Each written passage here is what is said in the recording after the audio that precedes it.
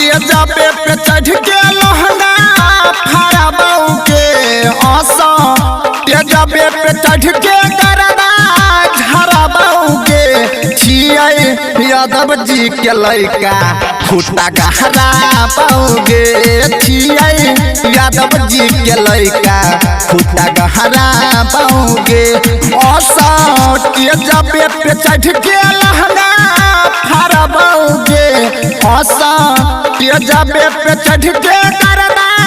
झरबाऊगे छियै यादव जी के लइका खूटा गहरा पाओगे छियै यादव जी के लइका खूटा गहरा पाओगे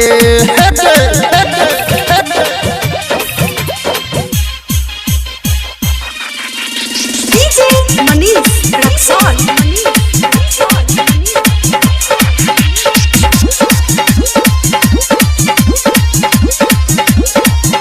recording by SS Bihari Films. छियै यादव जी के लइका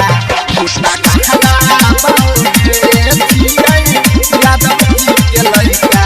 खूटा गहरा नचल ही छौरी गे यादव जी के टोली जौवन नहीं हिलई भी तो मार देबौ गोली हे गे नचल ही छौरी गे यादव जी के टोली जौवन नहीं हिलई बे तो मार देबौ गोली तोहर चढ़ली जवानी झरबाऊगे तोहर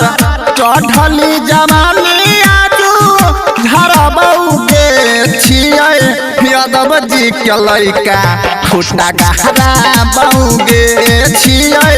यादव जी के लइका खूटा गहरा बाऊगे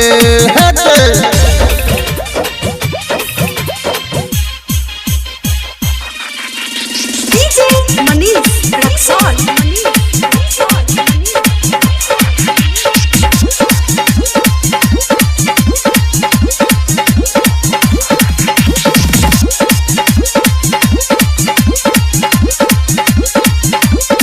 यादव जी के लइका खूटा गहरा बाऊगे छियै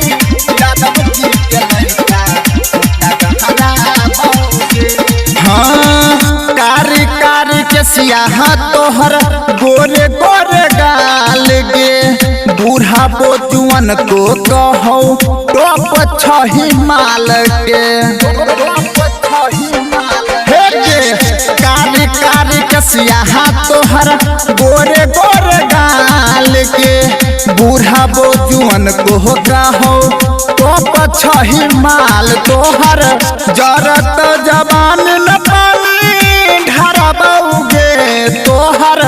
जरत जवान न पानी ढरबाऊगे छियै यादव जी के लइका खूटा गहरा पाओगे छियै यादव जी के लइका खूटा गहरा पाओगे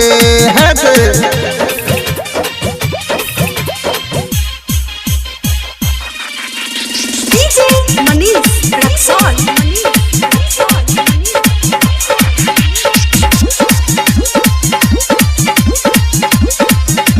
recording by SS Bihari Films.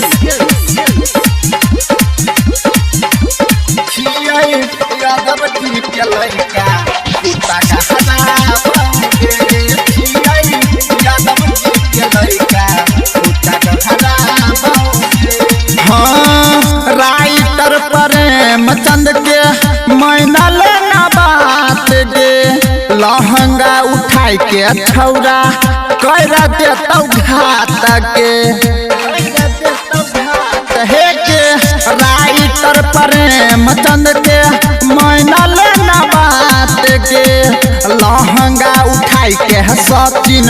कर देतौ घात नीरज मुनीलाल प्यारे माजा मारतौगे सरवन आशुतोष राणा माजा मारतौगे यादव जी के के टोली झंडा गहरातौगे अलही महतो जी के टोली झंडा गहरातौगे। हे सुन लेना।